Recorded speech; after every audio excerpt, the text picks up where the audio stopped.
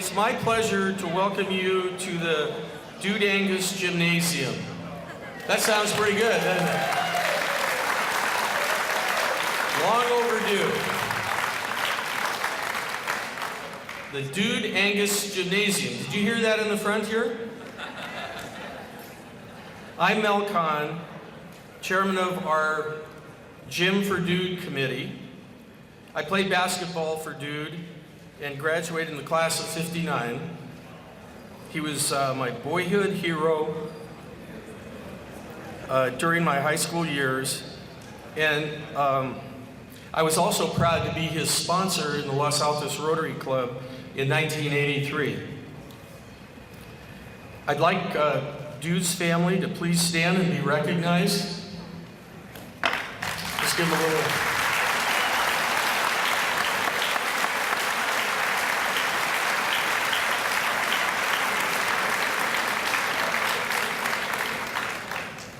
I'd also like the current or retired teachers to please stand and be recognized. I know they're out there. Hello. Thank you all for, oh, it's a great turnout.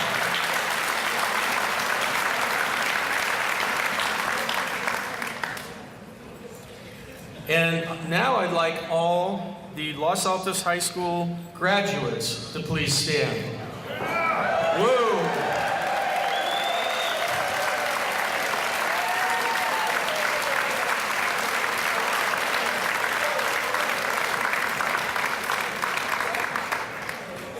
Thank you. Our committee consisted of a combination of Los Altos High School graduates and Los Altos Rotary Club members. The members of our hardworking group are listed in your program. I would like to recognize some of the committee members. First off, I'd like to recognize Shelley Bozeman Bowers, class of 1974. I know she's out there somewhere. She's probably taking pictures right now. Where is she? There she is, taking pictures.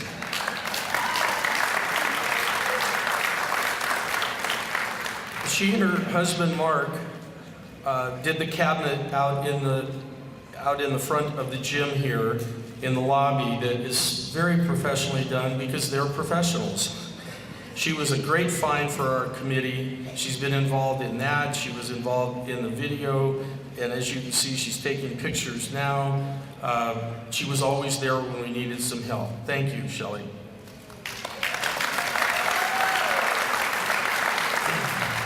I'd like to also recognize Sylvia Selassie Talarico, the class of 1962.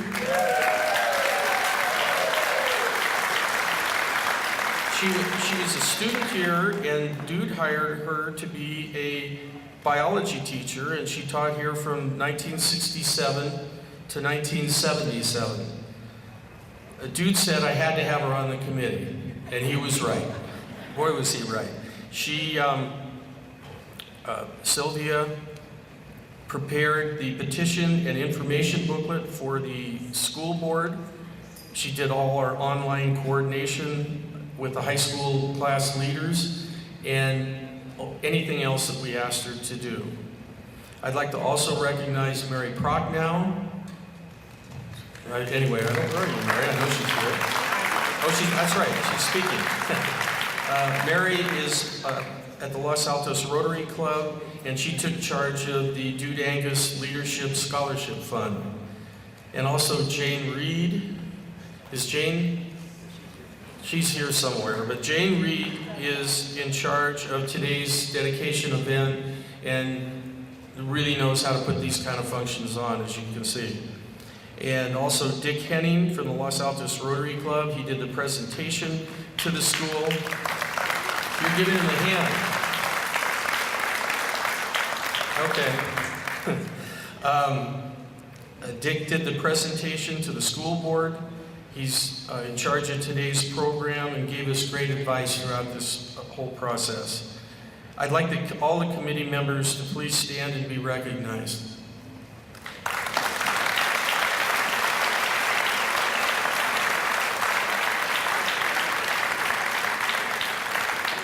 And a special thanks to the basketball squad and Coach Bob McFarland, who is Bob here? I'd like you to stand up. There he is, way in the back.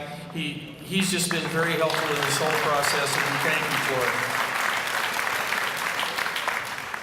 it. Now, Dude has asked me to observe the crowd, and anyone not paying attention or falling asleep is going to be doing laps afterwards. The rest of you, after the program, should make your way to the quad area, and we will be able to talk and congratulate Dude at that time. We have a throne set up for him in the quad. There will also be a table for you to make your donation to the Dude Angius Scholarship Fund, if you haven't already done that. We will talk about that a little later. I would now like to introduce our Master of Ceremonies, Dick Henning, Professor, Dean, Vice President Emeritus at Foothill College, and founder of the world-famous Foothill College Celebrity Forum. Thank you.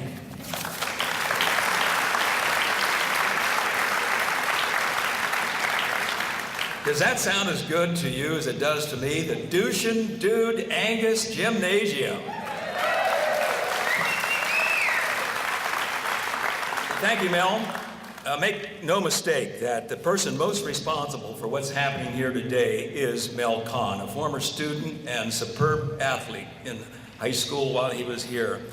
Earlier this year, he was visiting Dude out in his home there in Rossmore, and Dude was reminiscing about his days here in Los Altos High School, and he said that it was the most satisfying and happiest times that he ever had. And then he said, and there's nothing there to show that I ever was there.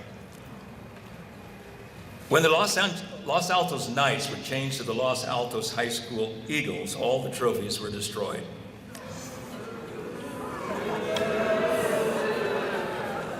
When Mel heard that, he said to Dude, I think we can do something about that. And Mel put together the committee, the results of which are why we're standing here today, representing hundreds and hundreds of high school graduates and faculty and community members who want this gym named forevermore the Dushan Dude Angius Gymnasium.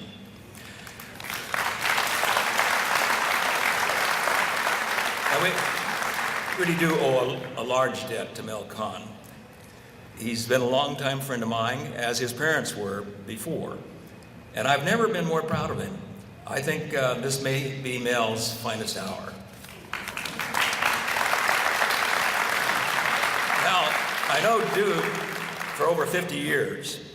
I was director of student activities at Sunnyvale High School in the early 60s when Dude was not only the athletic director, the basketball coach, the counselor, but he also was director of student activities at Los Altos High School.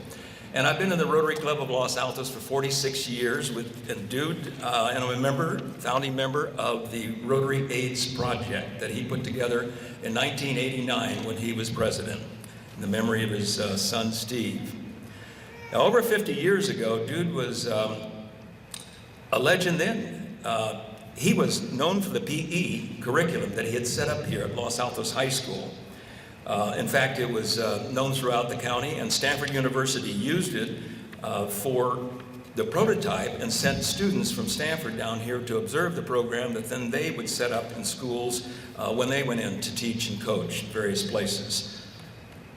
Dude was like a god at Los Altos High School. I can't tell you how many times I've heard that and read that the past few months, looking at the letters that have come in from former students.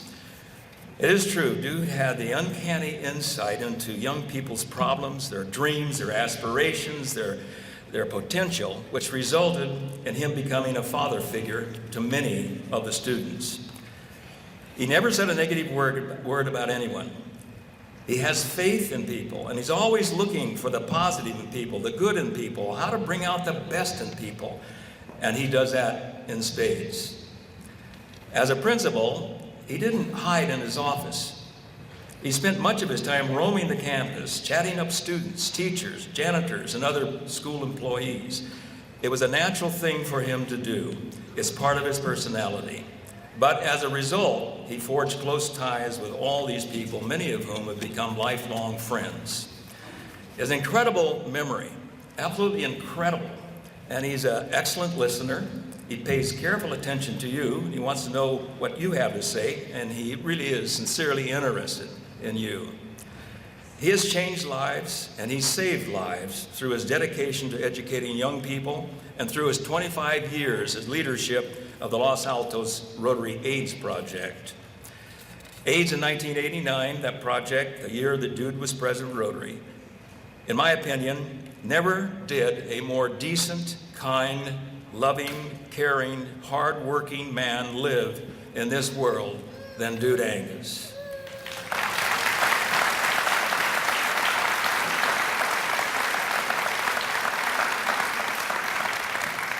Now, during these months, as I mentioned, we've received hundreds and hundreds of letters and emails, and it went viral when it hit on the internet, went all over the world. And so before I introduce each speaker, I'm going to share a few brief excerpts from some of those letters. As each speaker is being introduced, I'll read a couple of them so that you can get a feel of what we felt as a committee when these letters start coming in. Our first guest speaker for today is a very special person. He's the president of the Board of Trustees of the Mountain View Los Altos School District. That's Joe Michener. He served as senior financial analyst for Hewlett-Packard and assistant athletic director in charge of finance at Stanford University. So, ladies and gentlemen, please welcome President Joe Michener.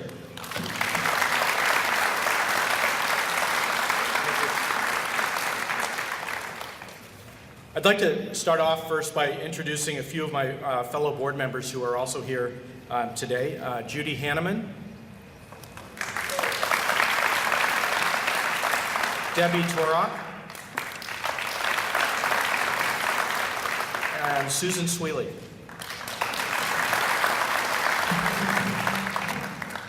So on behalf of the Board of Trustees, I just want to say how pleased we are to recognize the significant contributions that Dude Angius made to our district. Quite often these days, we get caught up in the present, and if we're not careful to document things, noteworthy pieces of our history can be forgotten. I believe it's very important to recognize and honor people who've made meaningful contributions and establish ways to keep their accomplishments fresh in people's minds. I'd like to thank the committee who made it their mission to see that a very deserving man is appropriately honored. I wasn't a part of this district during Dude's tenure, but I've been very impressed by all of the letters we received sharing personal anecdotes, especially from people who described specific things Dude said or actions that he took that had a lasting effect on their lives. A few days after our board voted to approve this recognition, I received a phone call from Dude. He thanked me, and we chatted for a few minutes. I was touched to receive your call. It was consistent with the man I read about in the letters, and I'm glad that I now have my own personal memory of you when I see your name on the Los Altos High School gym. I also want to thank those who have and will make donations to the Dude Angius Scholarship Fund at Los Altos High School. I think that's a wonderful way to create a recurring reminder of the values Dude represents, and at the same time, to assist our local students at a time when the costs of college continue to rise. I look forward to hearing the remarks and remembrances of others who will be speaking today. Dude, congratulations, and thank you for everything you've done for our district.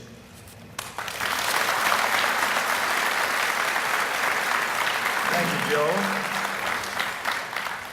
This is an excerpt from a letter from Brian Essler, the class of 1959. As an athlete, I was mediocre at best, but I enjoyed practice and I tried not to miss a workout or a game. Mr. Angius called me into his office one day. I was very nervous. He told me I didn't have enough points for a letter. But he said he'd been watching me and was impressed with the fact that I was trying very hard and that I had been a good team member. He said he was awarding me my letter because of my loyalty, consistency, and hard effort. I was a kid that received little recognition from home, and Coach Angius's faith in me was a major event in my life. This is from a former member of the class of 1971, Stretch Anderson, who I got to know well at Foothill College. They came there next and caused trouble up there too. Stretch wrote, "They should name the school after him, not a gym." Dude Angius was fantastic. I was a photographer for the school newspaper, and he held off the FBI in his office wanting my pictures that I took at the SRI demonstration. He told them, "Leave." The FBI was not happy, but Dude stood the ground. I'll never forget that day. Our next speaker is Dr. Barry Grove, Superintendent of the Mountain View High School District. When this idea of naming the gym came up, the first person Mel and I went to was Dr. Groves. He's also in the Rotary Club of Los Altos. Now, he outlined the steps he thought we should take and before we went to the Board of Trustees, and we followed what he told us to the T. It included gathering names on a petition, and we collected over 1,200 names, and they continue to come in. He advised us to set up a scholarship, a leadership scholarship program in his name, which we have done. And the goal there is to raise $50,000. Our goal was to have $25,000 by today. We now have almost $26,000, so we're halfway there. And lastly, to plan and organize this event today. We owe a large debt of gratitude to him for all of his help and guidance. So I want you to give a really warm welcome to the Superintendent of the Mountain View Los Altos High School District, Dr. Barry Groves.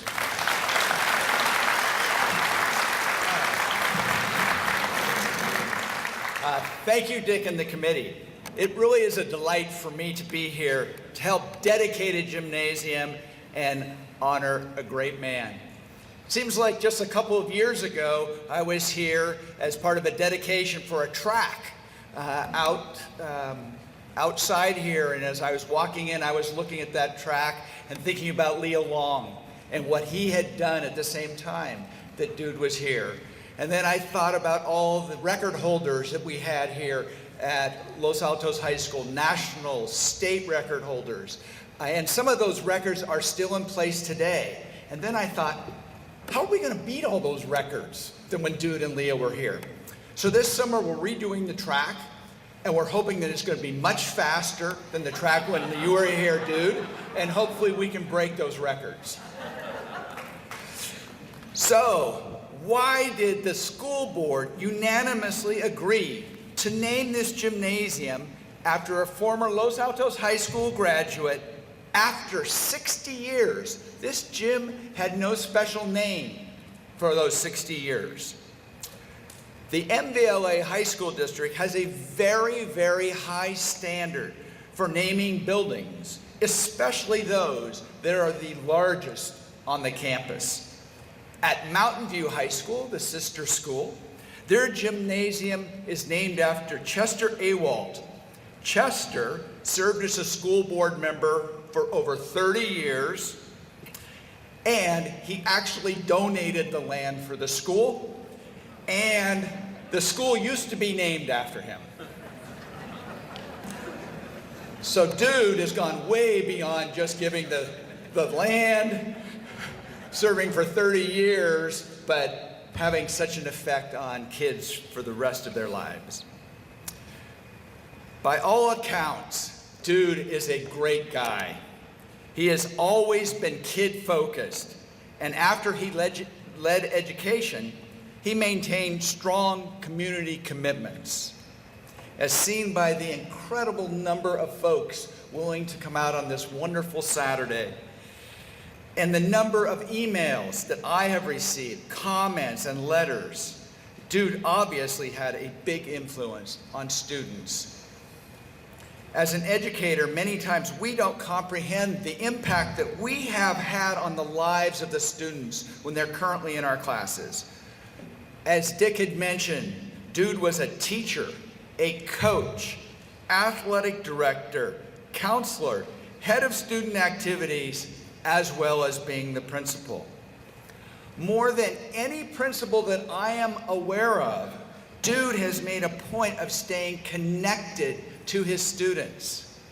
How many people have attended a reunion and saw Dude at their reunion? That is just amazing that he cares that much to continue to come back. As a former principal, I will say that you are my role model because I don't come back to that many. Many of the students say that he was the reason that they continued to stay in school or continue their education. You're going to hear later about what he has done with the Rotary Club and the AIDS Project.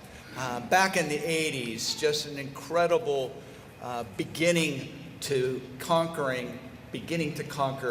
AIDS.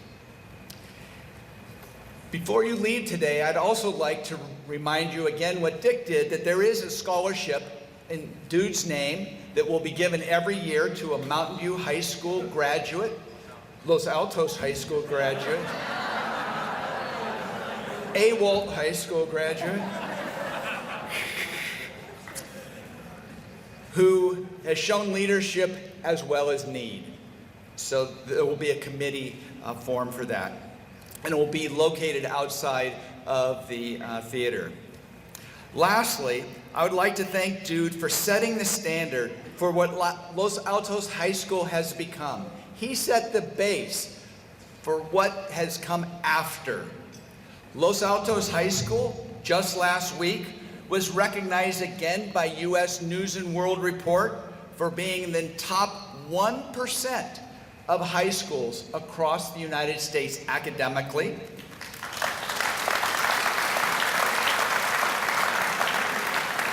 It was recognized in the top 0.5% of those high schools across the nation for its excellence in science, technology, engineering, and mathematics. It was also recognized as the top school in the Bay Area for its sustainability efforts. Dude will also be happy to learn, as Dick mentioned, that the curriculum that he developed went to Stanford University, and last year 9 of our matriculants went to Stanford University as graduates here. And the top thing that you'd probably be most proud of, as you saw our basketball team warming up here and honoring you, Dude, for the last 2 years, Los Altos High School has been the league basketball champion.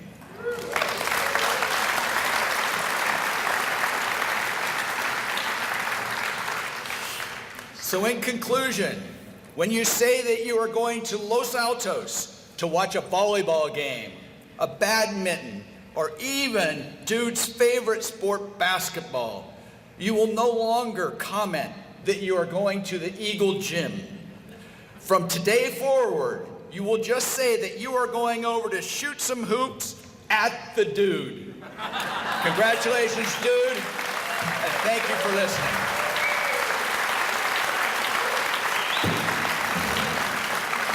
Thank you, Barry. You can always depend on Barry at a microphone.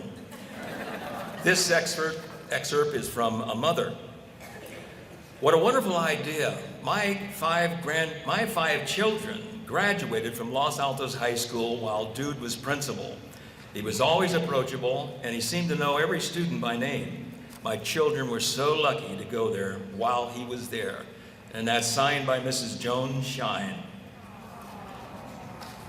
This from a very successful member of the Los Altos community, Dr. Lee Shahinian, class of '62. Congratulations on this well-deserved and long overdue honor. We can all look to you as a model for how to live our lives as partners, as parents, as teachers, and as involved members of the community.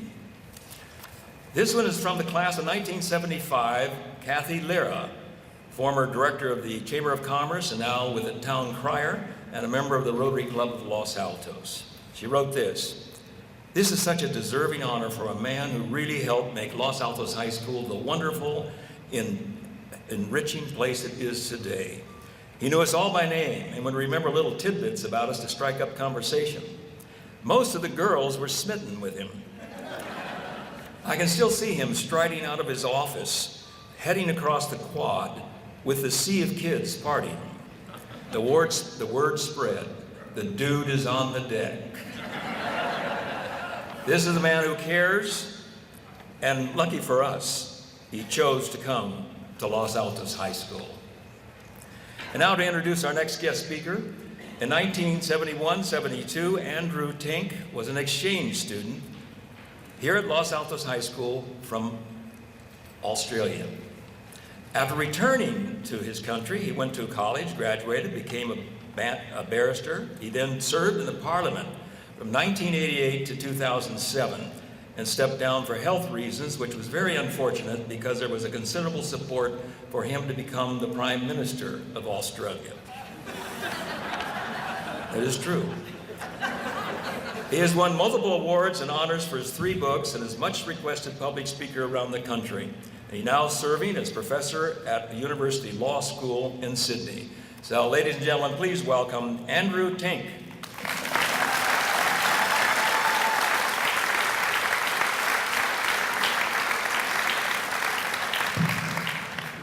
Thanks very much, Dick. Look, there's one thing I've got to correct straight up. I was never in contention to be Prime Minister of Australia. I was in contention to be Governor of my state, but that's a very small thing compared to being the Prime Minister. Dr. Angus, distinguished guests all, when Dick Henning asked me to speak this afternoon, I was bowled over. I can't tell you what a privilege it is to be standing here speaking about Dr. Angus. What I have to say will necessarily be idiosyncratic, but I will do my best. Firstly, though, I've got to explain this little blue bottle. Having had radiation for throat cancer, I have to sip from it constantly, but please rest assured that it contains water, not alcohol. The side effects of radiation also mean that my Australian accent is even more difficult to understand than when I was here as an AFS exchange student in this school 44 years ago. And for that I apologise, I'll try and speak slowly. On my first day here in September 1970, my counsellor, Mrs. Tallarico, took me on a tour of the administration building. As Mrs. T showed me around, a tall, lean and powerfully built man strode purposefully along the corridor. Moving with an athlete's natural grace, he exuded an easygoing air of authority. He was also handsome, and it flashed through my mind that Mrs. T had a crush on him. Within days, I discovered that just about all the female staff and students had a crush on today's guest of honour, Dr. Angus. Sorry about that. With the Vietnam War at its height, they were difficult days, and there were strong pro-war and anti-war divisions on campus, just as there were divisions between the so-called jocks and freaks. I think the class of 71 gets that. What immediately impressed me was the way these groups, divided amongst themselves, were united in their respect for Dr. Angus.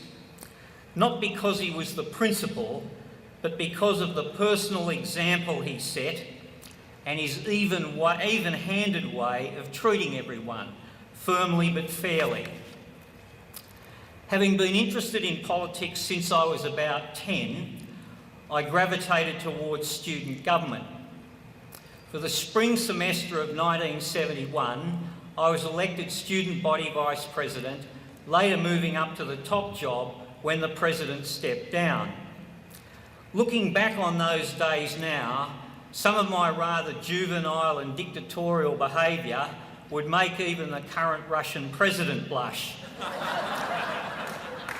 We don't like him much in Australia either.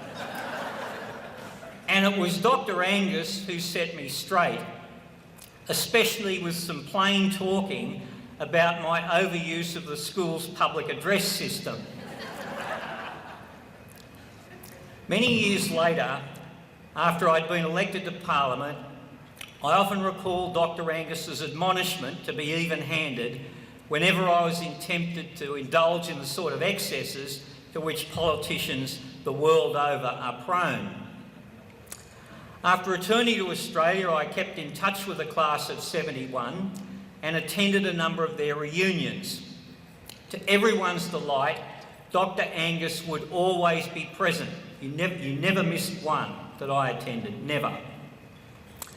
It was at our 20th reunion in 1991 that I became aware of the Los Altos story, and Dr. Angus took me as his guest to a meeting of the Los Altos Rotary Club to better understand the worldwide reach of this Rotary AIDS project. I was profoundly moved by the way in which Dr. Angus and his family were prepared to share their personal tragedy in the Los Altos story to make the world a better place. And after returning to Sydney, I spread the word amongst my fellow members of Parliament. After discovering that I had prostate cancer, I stepped back from public life. Then a couple of years later, I was diagnosed with throat cancer. While sitting at home one day with third-degree radiation burns to the inside of my throat, I saw the Los Altos story video cassette stacked with a number of others. So I watched it again, and the dignity and grace shown by Dr. Angus and his family helped me to stop feeling sorry for myself and to get on with my life. Since then, Dr. Angus's example of sharing his private pain for the public good has given me the courage I needed to speak publicly about my cancers. Encouraging people to do the things I didn't do, like getting regular health checks. Dr. Angus has many wonderful qualities which we're celebrating here this afternoon. But his greatest attribute is his capacity for inspirational leadership. As a coach, as an athletics director, as a teacher and counsellor, as a principal, as a district superintendent, and as a Rotary president. And I know from speaking with many of my classmates and former students from other classes that it's Dr. Angus's gift for leadership in all these roles that they most admire. It's therefore very fitting that in addition to the school's gymnasium being named after Dr. Angus, a scholarship has been established in his name to be awarded to the Los Altos senior who exhibits outstanding leadership skills. You might be wondering why I'm not calling the guest of honour Dude. Well, the answer is that I do, but I do it behind his back. But to his face, I just haven't been able to do so, even though most of you do, with great affection and respect. However, today, Dr. Angus, I'm going to finish by calling you Dude too. So, Dude, hearty congratulations on the wonderful and long overdue recognition that the naming of this gym will bring you, and congratulations too on the scholarship in your name for outstanding leadership, which will remind Los Altos High students not yet born of your greatest gift to us all. Finally, Dude, can I presume to say on behalf of the class of 71 that we look forward to you attending our 50th reunion in August 2021. Thank you.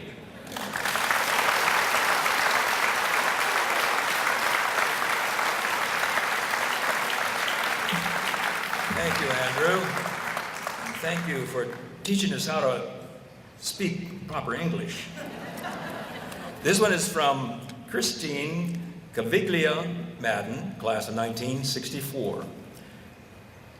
At a beginning junior in 1962, Mr. Angus called me into his office and my life changed. He asked me why I wasn't on the college track, and I explained to him my parents were Italian immigrants and they never even uttered the word college.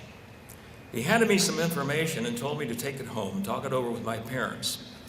I gave the materials to them that night, and I couldn't believe how delighted they were about the possibility of mine going to college.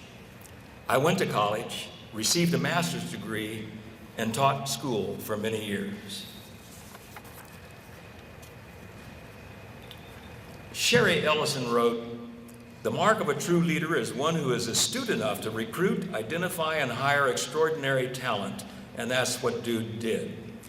This is from a graduate and former teacher and administrator, Sylvia Selassie Talarico, of whom we've heard much already today. Quote, "I wondered what he would know about my curriculum and about the expensive equipment I needed for my classroom. Well, I shouldn't have worried. He was as passionate about academic excellence as he was about sports. He wanted Los Altos High School graduates to be ready for college, ready for competition, ready for work, ready for lifelong learning, and he wanted his teachers to continue to grow professionally in effectiveness." So we want to thank Sylvia for being the hardest worker on our committee and for making the album for Dude with over 1,200 petition names, hundreds of letters and emails that poured in. They're still coming in. Names of all the donors to the scholarship and photographs, including a photo of Dude on the cover from the 1962 yearbook, which was dedicated that year to Dude. Now our pleasure to introduce Claire Pelton, who began her teaching career at Los Altos High School in 1956, when Dude was assistant principal and she served as the chair of the English department throughout Dude's tenure as principal. She taught advanced placement English. Claire also served as Director of Academic Services for the Western Regional Office of the College Board. She became a member of trustees and later an employee of the College Board. Please welcome Claire Pelton.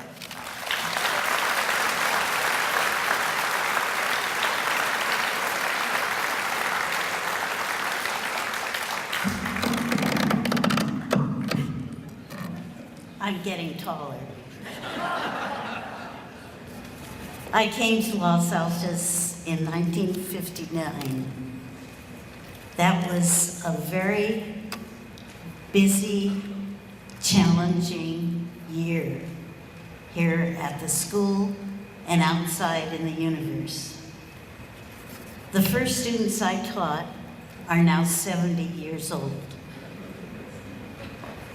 Sometimes, when I'm walking to Pete's in the morning, I run into some of my students, and this is what they say: Mrs. Pelton? You're, I said, yes, still alive.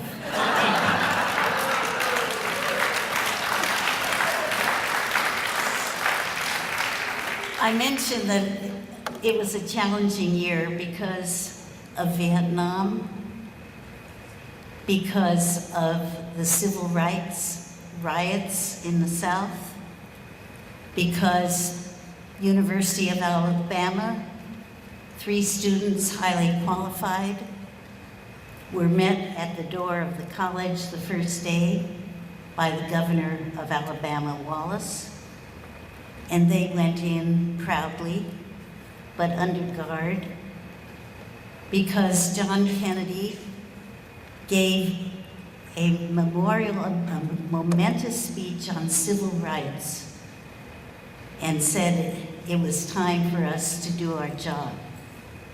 This affected the students at Los Altos High School. As Andy pointed out, there were different factions on campus. It was not easy for Dude or anyone at school to make sure that the different factions didn't start snarling at each other. But they didn't, mainly because of the calmness of Dude's leadership, which instilled calmness in all the faculty. Dude stood from the beginning for the highest academic standards, for the highest athletic standards, for the highest achievement for all students on campus. I spent some time with Dude when he wandered around the campus during lunchtime, because he was never in his office at lunchtime. And often he was observing our classes and talking to kids and faculty members out on the campus. And yes, they called him the Dude. behind his back. One day I was walking with him and I heard this kid beside me who didn't see Dude. And he was imitating him, walking stridently, and he was taking another kid and putting his hand behind his neck, and he was saying, "Son, you played a great game Friday night, but what about that term paper? Your teacher tells me that it's not in yet." And then he starts striding away. Well, then he saw Dude there, and Dude said, "Pretty good imitation, but you don't quite have it yet."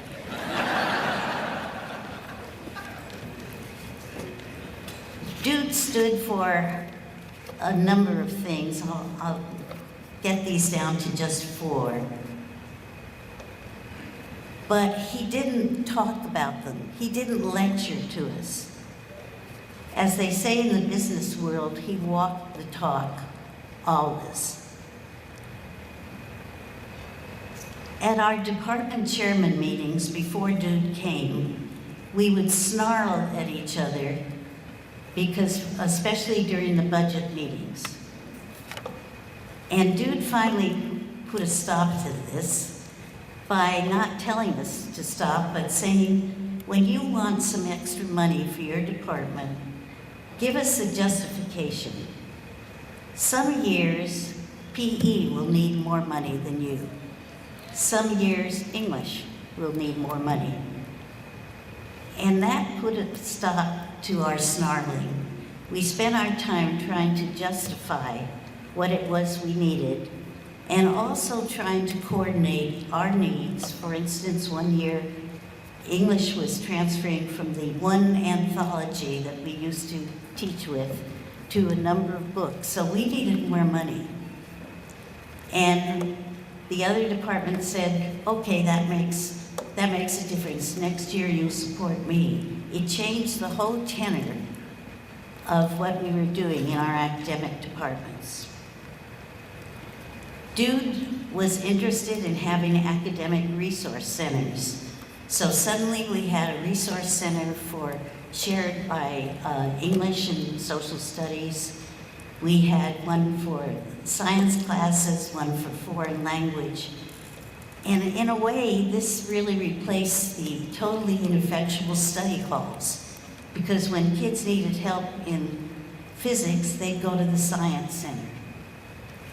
It made a big difference, and also allowing the teachers to spend some individual time with students outside of 32 to 33 people in class. We started the AP program during Dude's tenure. We had almost no resources. In those days, people didn't even, or seldom knew what AP was. There were very few schools in the country that had AP when we started it. Dude was able to get some of those resources so we could have materials we needed to teach the course. And Los Altos had, from then on, had AP courses in every single subject. And Dude wanted us to open up the courses so that more students could take AP. And that was part of his wanting to take students as far as they could go and farther than they thought they could go. And he did this from his personal approach with all of us. There's one thing that Dude did that I was very appreciative of. In the early days when women first began to wear slacks, there was a district rule that while the kids could wear slacks, the female teachers could not wear slacks. Well, if you went to the Emporium in those days, the Emporium or Nordstrom's, you didn't see anything except cocktail dresses or slacks. So the women teachers put me up to it, and during faculty meeting, I said, Dude, there aren't any dresses appropriate for school out there. Dude said, of course there are, Claire. I said, no. Have you been shopping lately? And he said, not in the women's department. And I said, well, I'm going to ask you to come shopping with me on Saturday. We're going to go to the women's department and we're going to see what's out there. And he said, all right. He said, you guys can wear slacks. Now remember, he had to go back to the district office, which had the rule against women wearing slacks. And I don't know how he persuaded them, but he did. And you can't imagine how hard that would be, because when I started teaching at Los Altos High School, no pregnant women were allowed to teach. That was too shocking. And no married couple could teach at the same site. So you see, we've come a long way. I mentioned that Dude walked the talk. He had such a respect for learning. He had respect and affection for students and teachers. He was very interested in learning all about us. He remembered the names of our children. He remembered what we did last weekend. I hoped not all the time, because I didn't want him to know that. And he had focus. Like Yogi Berra said, gotta be careful if you don't know where you're going, because you might not get there. But Dude knew where we were going, and the honors that Los Altos High School continues to receive every year is testimony to the foundation that he established back in the 60s, 50s, and 60s. Somebody said leadership is the capacity to translate vision into reality. And Dude had that capacity.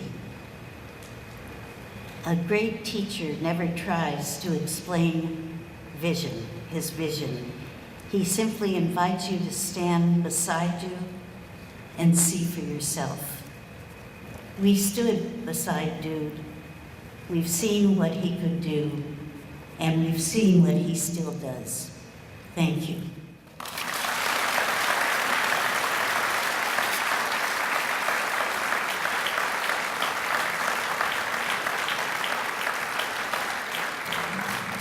Thank you, Claire. Claire was a legendary teacher at Los Altos High School, and Chuck was a legendary teacher at Homestead. He also volunteered and worked at Foothill College for a while. Another letter from a faculty member. This one comes from Tom Burt, football coach, hired by Dude. Quote,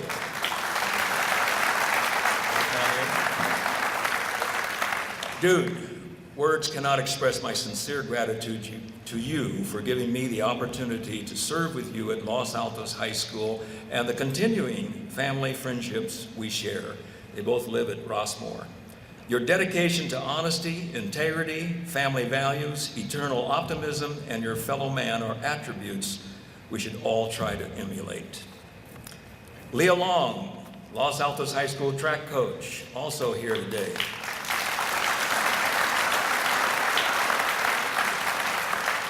It was an honor to coach track at Los Altos High School under Dude's guidance.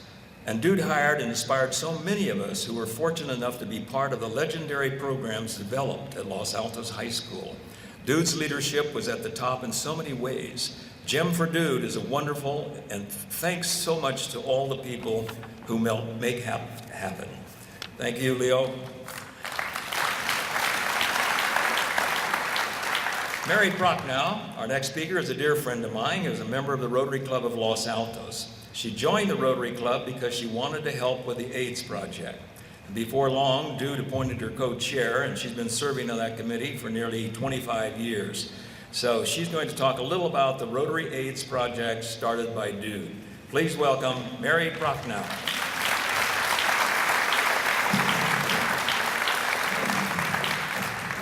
Aren't we all lucky to know this man? So I am Mary Prochnow, and I hesitate to correct Dr. Dick Henning, because who would do that? But I was in the Rotary Club for a year and a half before the AIDS project was announced.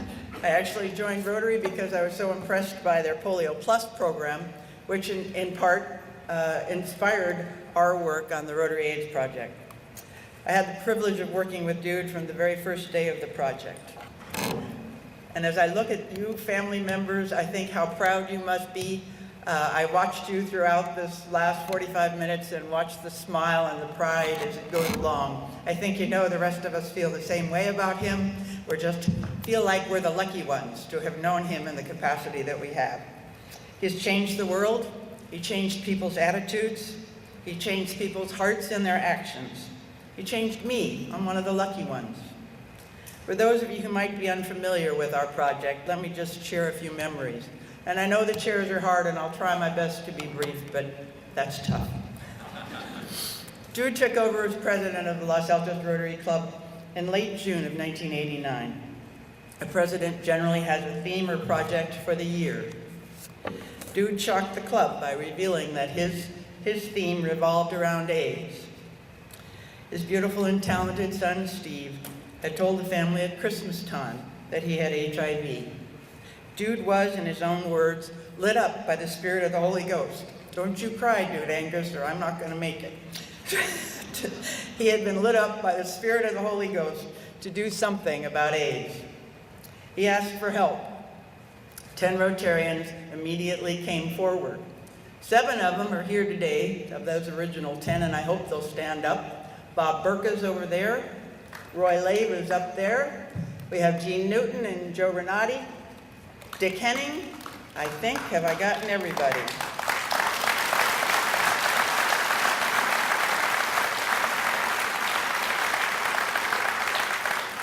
Since that time, many other Rotarians who I see have been part of the committee, and I'd ask you to stand. I can't do it by name because there are too many of you, but I know Marlene's over there. There are several other people who have made contributions. Will you stand up, please? Thank you, Judy. Thank you. On December 7th of 1989, Walter Singer, popular Rotarian, merchant, and Festival of Lights Santa Claus, revealed to the club that he had contracted AIDS from a blood transfusion connected to open heart surgery at El Camino Hospital. Our task force filmed that announcement for what would be very compelling moments on our tape. These 10 Rotarians were eventually helped by most every member of the Rotary Club of Los Altos, Rotarians around the world, Hollywood celebrities, and Los Altos High School alumni. The Los Altos story was taped in November and December of 1989. As I look at the faces of his sons, I remember the scene well from the movie. That first scene was used by Jonathan Demming for the opening scene of the Philadelphia story, which he acknowledged after having made the film. Think how many people saw the compassion of that family and were influenced as they dealt with their own family crisis. The film in its entirety was shown on Fox TV Prime Sunday evening due to the generosity of Barry Diller. Our local Rotary Club distributed the film to every Rotary Club in the United States and to every region of the Rotary in the world. It was translated into 8 languages. Dude and Barbara, who deserves much more credit than she's getting today, attended international conventions for 20 years. They went around the world distributing the video and educating Rotarians. I was at several of those conventions. People from around the world came. If Dude went to get a cup of coffee, they came to the stand. Where's Dude? Didn't matter who else was present, where's Dude? That great hunk of a man that everyone's described used that to change the world. He and Barbara continued that for years. On days you'd look at Barbara and know she didn't want to see that film ever again, but she was there, handing out the literature, sharing her grief, knowing that she was making a change in the world. The film received the prestigious George Foster Peabody Award. Several of us in the room went to the Plaza Hotel in New York to join in the receipt of that award. It was translated, as I said, into 8 languages. The Red Cross used it in every chapter in America to teach compassion in the workplace for those with AIDS. Calls flooded our hotline with stories of family reunited by the compassion they'd seen on the film, awakened to the spirit of compassion that Dude and Barbara exhibited so beautifully. Each of you in this gym today has witnessed the leadership provided by our hero, Dude Angius. You'd think that what was said before I came to the podium would be good enough for any life.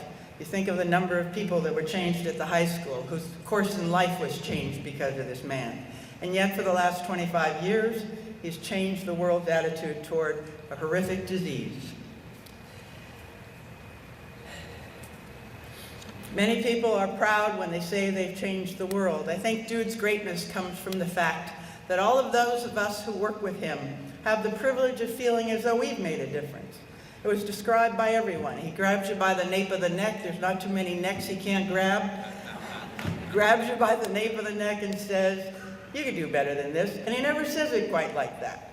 When we were in the beginning of the project, Dude would ride his bike at 4:30 every morning. He'd work off a little anxiety, and then he'd work up a list for me. At 5:30, my voicemail would receive a message from Dude, and it would be the latest inspiration, the latest idea, the latest list of things that I maybe hadn't done or needed to do. I needed that push.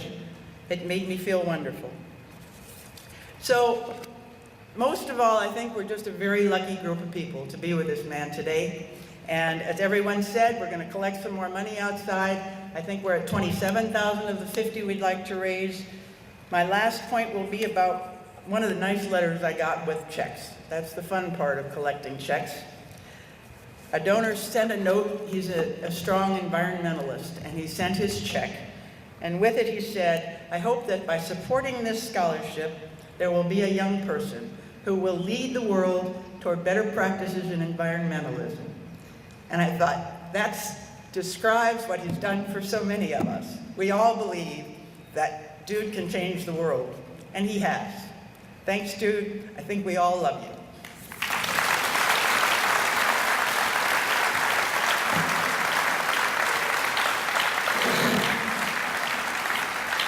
Thank you, Mary. That was beautiful. This letter comes from David Maggard, an Olympian in the shot put and former Los Altos coach, later coach and athletic director at the University of California, Berkeley. Quote, "This idea is long overdue. No one could be more deserving. I learned a great deal during my time at Los Altos High School. It has been a great aid to my career since leaving there. You always shared the limelight and are genuinely pleased when someone else is successful.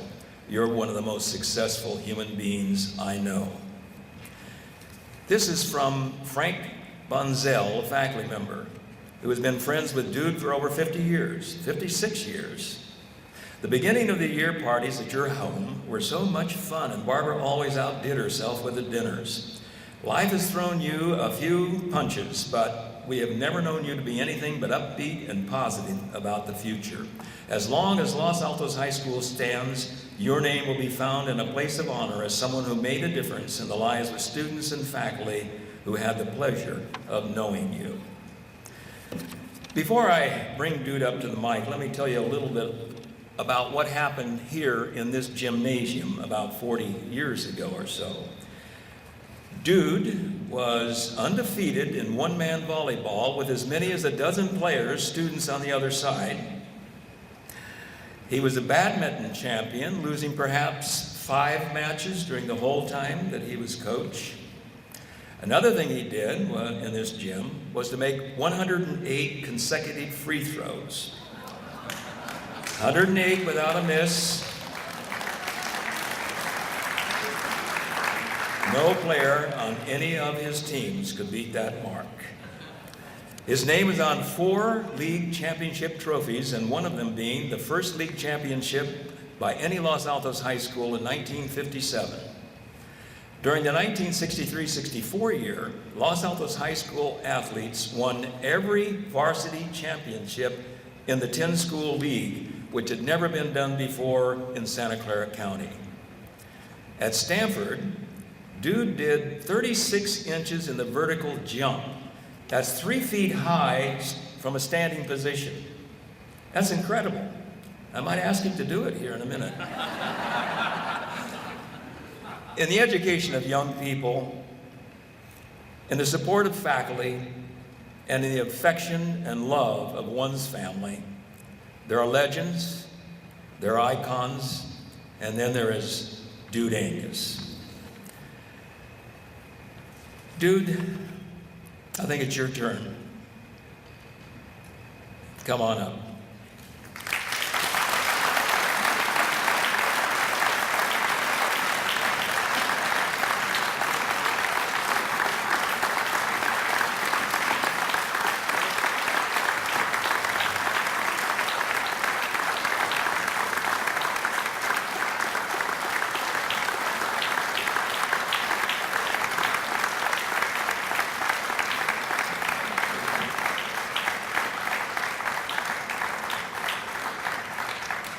Dude wanted me to tell you that he's been having a health problem these past couple of weeks with his legs.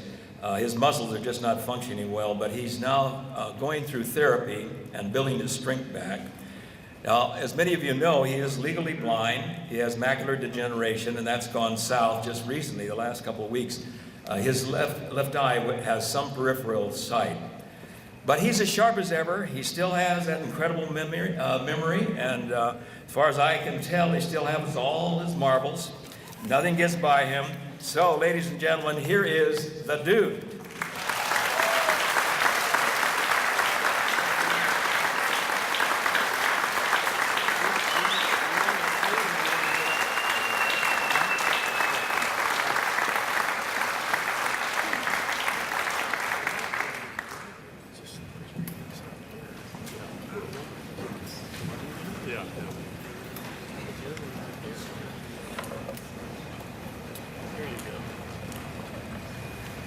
I'm cried out.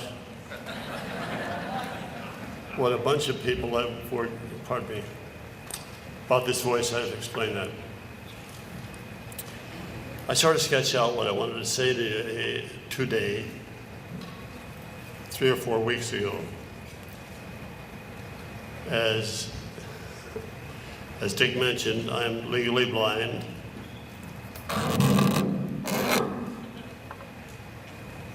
And what happened 3 weeks ago was a double whammy. Tried to get up one morning, I couldn't get up. I couldn't move my legs, I couldn't walk. I was in the hospital for 14 days, trying to trace back what the heck's wrong with these legs. I can't walk. You might have noticed. At any rate, 3 MRIs, CAT scan, biopsy, several other tests, yielded no results. Things they ruled out: cancer, the tumor of the brain, stroke, athlete's foot, and jockstrap itch. When all this happened in the hospital, I said, hey, let the vision go, let the legs go, but take care of my voice. I can't talk now. Just last week, there's a team of neurologists working with them. I'm providing fodder for them, I should say. I said, take care of my voice. I gotta talk, but I don't need the legs. But I can't talk. So he gave me some pills. He said, this should take care of it. Be a little careful, there's some side effects there. One of them being nausea, stomach upset. Oh, that's great, I get up the podium and throw up, forget it. So I left that on the back burner. I have to stretch now and then, pardon that. Listening to these people talk, what wonderful people. And I'm like a wet rag now, I've cried so much. And I should explain that in my setting up a continuity of points I want to cover today, I was going to deal with some of the nicknames, or some of the names behind my back, dude, you know, a lot of things. What I've heard is Dr. Angus, Mr. Angus, Coach, the Duder. But what I've never heard is, I was at a reunion, last year we had 4 reunions. 58, 68, 62, and 63. At the class of 68, and I was being greeted by one of those names. And one guy said, "Hey, glad you could make it, John." I said, "Well, he must have meant Dushan. Dushan, my first name, given name." Then I went to class of 63 after 68. And again, someone made it a little clearer this time. There was no Dushan, it was John. I said, "What's this all about? What's this John stuff?" They told me. The next Rotary meeting, I seeked out Kathy Lara, who was a graduate of the class of 75. I said, "Kathy, have you ever heard this as an appellation for me?" "Oh yeah, did you know that? Everybody knew that." At any rate, I mention this now because I got to change an image. No longer John Wayne of Almond Avenue. No longer. I'm a pussycat when it comes to family, when it comes to Los Altos. If you watched me today, you would have seen that. I was a crybaby. But nonetheless, what happened recently with the eyesight and my fall, or my leg, I should say, is bothersome. I saw my own nephew and my own daughter-in-law here out there, and I didn't recognize them. So anybody that, if you saw me out there and I was looking over your left shoulder, that meant I have peripheral vision in my left eye. And that's about it. But let's see. But as I thought back on some of the things some people were saying, I'm going to throw the script away, and I want to get into the humor. The original talk I was going to give was nothing more than walking down memory lane. And incidentally, when I was in the hospital, because I was worried about my throat and my voice, for the first time in my life, I had a speech therapist. And I said, "Look, I'm slurring my words. Do I have a stroke or what?" She said, "Do this. Speak slowly, and if you need to stop and take a big breath, do it." So if you'll forgive me, I want to take a big breath before I tell you this one shot that I think back on. Claire mentioned, as did Andrew, about this middle 60s, 70s, the turmoil on the campus. I used to track what was happening at the various college campuses, because it was always end up on all high school campuses. For example, we had Students for Democratic Society, SDS. They're all over the place. And I see what they do at San Jose State. What do they do at Stanford? What can I anticipate on my campus? All right. This one day, I usually got to the campus very early. And I come up in front of my office. It looked like MGM was setting up camp. I said, "What are you guys doing here?" "Well, we're making this story, a life story of David Harris." David Harris was student body president at Stanford the year before or so. The husband of Joan Baez. I said, "What do you mean you're doing that?" "I didn't give you any permission to be here. Get off the campus." They got off the campus. We had an apricot orchard right across the street next to Quixote's there. I said, "Go set up over there if you want to do something." So they hustled out. Well, at any rate, when I heard that, I phoned the police department. I said, "McFadden, I understand there may be a demonstration at my campus today. And do me a favor, I can handle this, I think. Just have one detective in my office, just there. But I know you just went through the riot training up in San Francisco. I don't want any boots on the ground. Just let me handle this, but tell the others to stay out of the way." David Harris drives up in one big car and a few guys with him. 10 cars followed behind him, members of the Resistance, which was a Palo Alto anti-group. Everybody gets out of their car. Harris gets out, I get out. I don't know, how many faculty members remember that? How many students remember that? I can't see anyhow. Did a hand go up? Tell me a hand went up. At any rate, when I saw David, I said, David, what is the deal? Well, I'm going to address your students today. I said, no, that's not the way it works.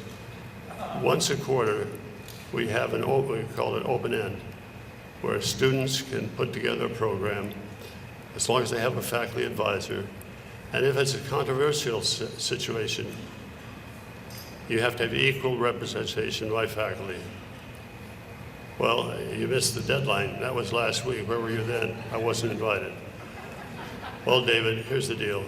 You're either going to have to leave or I'm going to have you arrested. He said, well, I'm not leaving. I have a job to do. I said, David, so do I. So at any rate, I nod toward the office because I knew the detective was in there. And I shouldn't have done that because around the corner on the creek, right across the street, here come in tandem about 6 or 8 officers in riot gear with the plastic shield and walking right down. Oh God, what have I done? So here they boom, boom, boom, get out of here. So they got out of there. But this is the funny part. Once a month, we used to have fire drills. And I didn't want to mess with fire drills, but I knew I had to do it. So I always had them at the end of the day when I didn't need to worry about people coming back to class. At any rate, this is too good to let go. Can you put this, I'm just going to sit, Bob. Just put the seat down. In front of the podium. Do you want to sit on it? Yeah, I'm going to sit on it. You got to talk right into it. Yeah, I will. Sorry about that. So you ready to do a little one-on-one? I think we can do No, this way. No, you got to get over here where they can see it. Why do you want to see me? They don't want to look at the box. Here. No, legs are tough. I lost control of this meeting.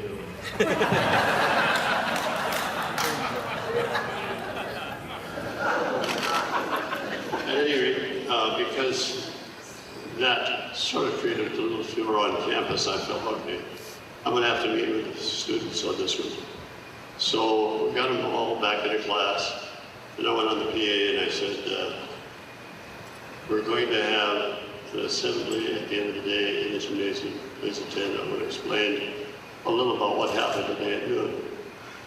So everybody gets down there, I explain my point of view, I explain what they could have done if they wanted to do it the right way. And it was just probably just about 7 minutes to 3. In comes about 7 or 8 members of the Resistance. The big loudmouth, David Harris was gone, he was in prison, pardon me. In the local jail, but these guys come in and all big boots on the ground. Boom, boom, boom. And just they walked in, the fire alarm goes off. Those guys turned around and ran like hell. The funny part is the loudmouth fell, twisted his knee, and when I went down to to file charges that afternoon, he was on crutches. And I just thought that was the greatest end of my story. But now this voice is driving me crazy. My legs are bad. I sound like Elmer Fudd. That's not a good feeling, especially if you're administrative and you yell at people. I had Los Altos High School, a special time, a special place, and special people. Incredible. I want to say one thing right now, and then and probably try again because I may get buy-in with it this time without cracking up. In 1942, pride of the Yankees, Lou Gehrig, Gary Grant played it, Gary Cooper. He stood on Yankee Field. He made the statement.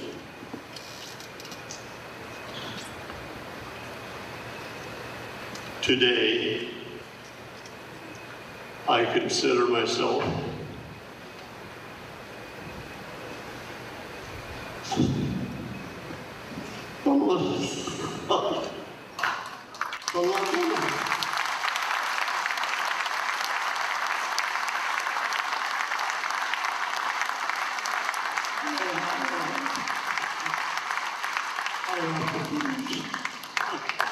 Isn't this terrible, a grown man? With a crappy voice. I consider myself to be the happiest, luckiest man in the world.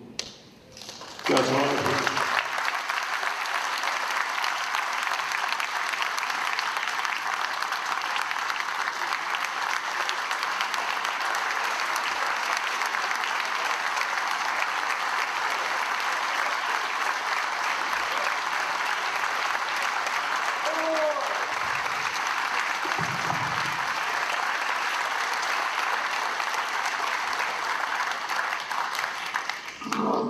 Thank you, Dude. We would like to have Dude and Barbara's sons, grandchildren, and great-grandchildren please stand.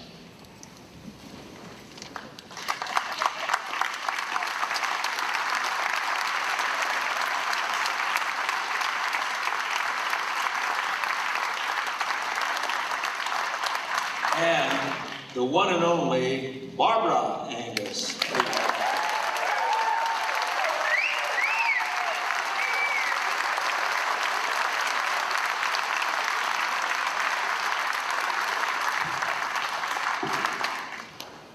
If I didn't break down like a baby, I would have ended with, I'll start again, Barbara, if I do.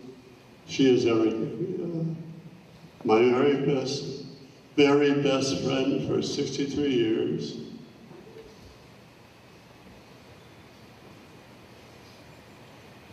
She makes everything happen. And no effort is worthwhile without a part of it. Barbara, I love you.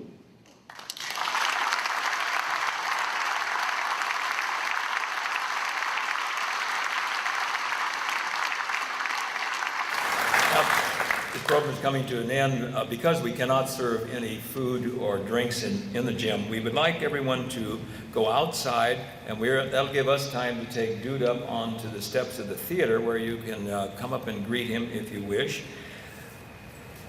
Please don't come down and congratulate him here. We want to get him out of here so everybody can be out in the quad. I promise not to cry. Mel paid for the rent only to 4:30, so. We're still in need of scholarship donations to reach our goal, and there's a table out in the quad. Now we realize that some of you didn't have checkbooks with you, and I don't think they can take credit cards. But in your program, there is the address to which you can send a check, and if you can't do it today, please do it tomorrow. This class is dismissed.